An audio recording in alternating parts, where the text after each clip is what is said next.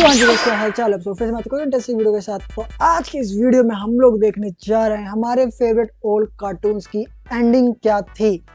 आप में से काफी सारे लोगों को ये होगा कि भाई हमारे जो फेवरेट कार्टून्स थे, जो चाइल्डहुड कार्टून्स थे, भाई उनकी एंडिंग क्या थी। भाई आज इसी वीडियो में देखना था एंडिंग्स क्या होने वाले मेरे फेवरेट कार्टून्स की। तो वीडियो को लाइक शेयर कमेंट कर देना और करते वीडियो स्टार्ट से।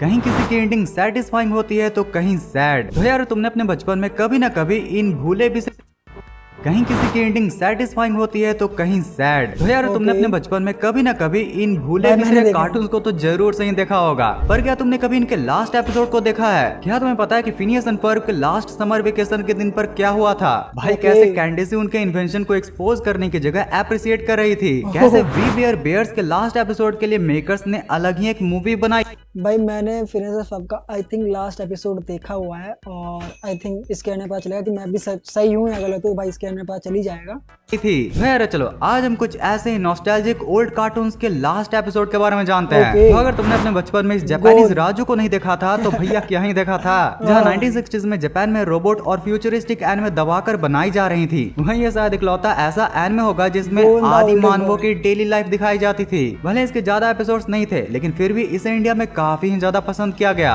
हर एपिसोड में रोजाना ये निठल्ला गॉन और उसके बाबूजी शिकार के लिए निकलते थे, लेकिन इनके नकारापंथी की वजह से हर बार ही इनकी बैंड बजाया करती। वो तो एन वक्त पर तोते चैन आकर इनकी जान बचाया करता था। इसके फाइनल एपिसोड में बुनमी नाम का एक अजनबी आता है और गांव वालों की जमीन को अपनी बोलकर क्लेम कर लेता है। वो प्लेन्स के इर्द गिर्द बाड़ी यानी फेंस लगा देता है और गोरिल्ला से जमीन जोतने और फसल उगवाने का काम करवाने लगता है। यानी कि पहली बार खेती और प्राइवेट प्रॉपर्टी का कॉन्सेप्ट इंट्रोड्यूस करता है। गॉन के पिताजी इसका विरोध करते हैं कि ये प्लेन्स किसी के बाप पापा के नहीं है, लेकिन बनमी जिद करता है कि अब ये उसकी ही है क्योंकि सबसे पहले ओनरशिप उसने ही डिक्लेयर की। और बरकत और माल दौलत के जुमले में आकर इसमें गांव के बुजुर्ग लोग भी फंस जाते हैं और मान लेते हैं कि वो गर्मियों भर बनमी के लिए काम करेंगे जब तक कि पहली फसल ना आ जाए। गॉन और उसकी दोस्त पीको चैन इन्फेंसेस और ऑर्डर्स वाली सिविलाइज्ड जिंदगी से बेचैन।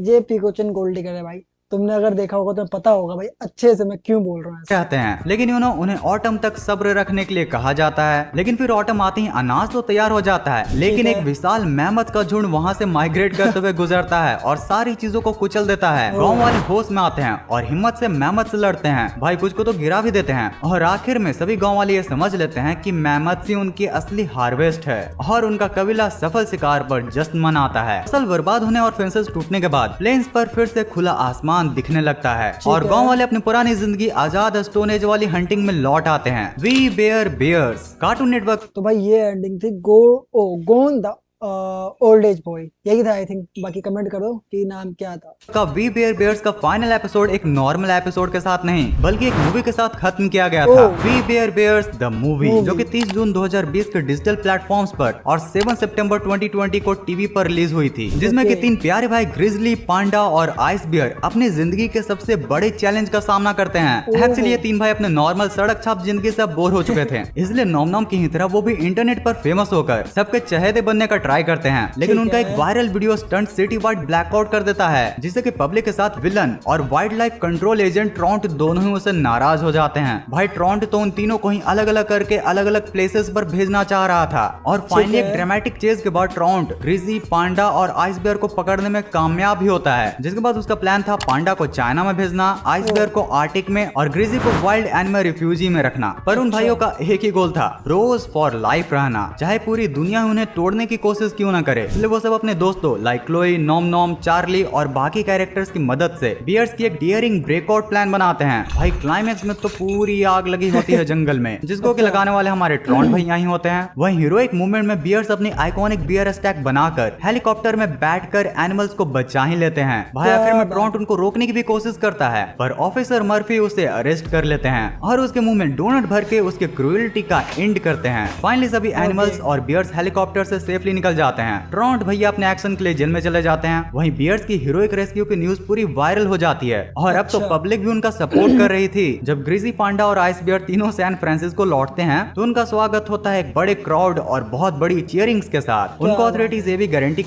एरोप्लेन में उड़ रहे हैं करती हैं कि अब से बियर्स उनके साथ आराम से रह सकते हैं। फाइनल मॉन्टेज में जो कभी आउटकास्ट थे वो बियर्स अब कम्युनिटी के पार्ट बन गए थे। Phineas and Ferb. क्या तुम्हें अपने बचपन के वो 2 बच्चे याद हैं जो कि अपने समर वेकेशन के छुट्टियों में हर दिन कोई ना कोई नया गैजेट बनाते फिरते थे। भाई मैं तो इसे समर वेकेशन में ही नहीं बल्कि अपने बचपन के हर वेकेशन एंड हॉलीडेज में देखा करता था। इसे देखकर बचपन से एक ही सवाल दिमाग में रहता था कि आखिर फिनियस के डैड कौन है, वो अपनी शर्ट कैसे पहनता है, उसका फ्रंट फेस कैसा दिखता है। खैर जाने दो, क्योंकि आज हम इन सब चीजों के बारे में नहीं बल्कि अपने इस नॉस्टैल्जिक कार्टून के एंडिंग को देखने वाले हैं। वैसे अगर तुम्हें फिनियस के इन सब सवालों पर भी आंसर चाहिए तो इस वीडियो को लाइक करके कमेंट्स में जरूर बताना। डिज्नी का फिनियस और फर्ब अपने ओरिजिनल रन को लास्ट डे ऑफ समर से खत्म करता है। ये 1 घंटे का स्पेशल एपिसोड होता है जो कि 12 जून 2015 को डिज्नी चैनल और डिज्नी XD पर साथ साथ एयर हुआ था। अब यार जैसा टाइटल बता, यह एपिसोड स्टेप ब्रदर्स फिनियस और फर्ब की 104th and final summer vacation वाले दिन की कहानी है, बिल्कुल ग्रैंड फिनाले जैसी। दोनों सोचते हैं कि लास्ट डे सबसे बड़ा होना चाहिए, तो इसलिए वो एक अल्टीमेट इन्वेंशन बनाते हैं जिसमें उनके पूरे समर वेकेशन के डजन्स ऑफ प्रोजेक्ट्स का एक ट्रिब्यूट शामिल होता है। उधर उसकी बहन कैंडी सोचती है कि आज उसका लास्ट चांस है उन दो भाइयों को पकड़ाने का। साथ ही में वहाँ पर अपने डॉक्टर डोफिजमर्स अपने लास्ट इविल स्कीम पर काम कर रहे होते हैं, क्योंकि उनको भी पैरी द प्लेटिपस को हराना था। कहानी के सभी धागे तब टकराते हैं जब कैंडिस बार बार मॉम को टाइम पर बुलाने में फेल होने की वजह से हमारे चालू डॉक्टर साहब के पास पहुंच जाती है और गुस्से में उसकी डू ओवर इनेटर मशीन चालू कर देती है जो कि एक टाइम लूप को क्रिएट करती है। कैंडिस खुश, उसे लगता है कि अब वो इनफाइनाइट चांसेस के साथ फिनियस और फर्ब को पकड़वा सकती है, लेकिन उसे ये क्या पता था कि डॉक्टर साहब के इस गैजेट की वजह से वो Groundhog Day type repeat में फंस जाती है। शुरू में उसे ये हेल्पफुल लगता है, उसे लगता है कि वो कितनी बार भी फेल हो वो अपने दोनों भाइयों को एक न एक दिन पकड़वा लेगी, पर कई लूप्स के बाद चीजें बिगड़ने लगती हैं। टाइम रेव, चीजें गायब होना,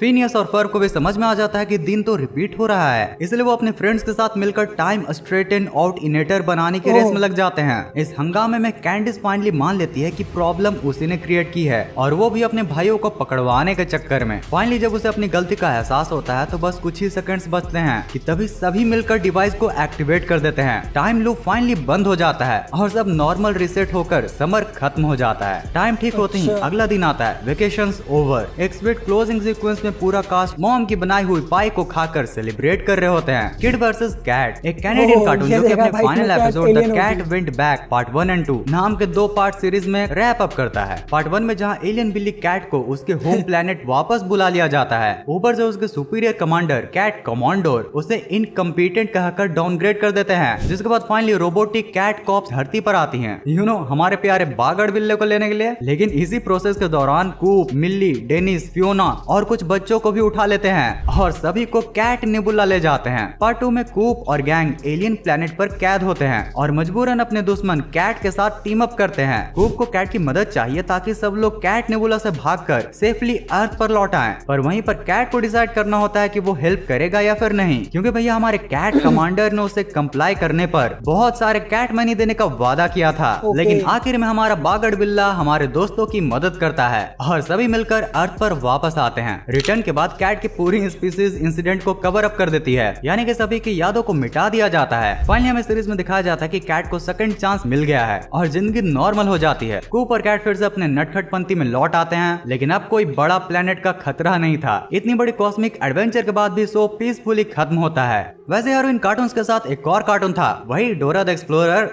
It's the logs, you dum-dums! Just hurry up and pick up the logs! What about the log? लगता है ये गलत चैनल वाला डोरा लग गया। चुप के फड़ा दे जरा जिप्सी चुनागणी। अरे हाँ भाई ये तू ही है, चिंता मत कर, टेबल लगा के हाई फाई दे ले। I am Shaun the ship, this baby ship was so भाई यही रहती है आज की वीडियो। चैनल पे नए हो तो सब्सक्राइब करो, बहुत ज़्यादा सब्सक्राइब करो। मिलता है next video. Take and peace out.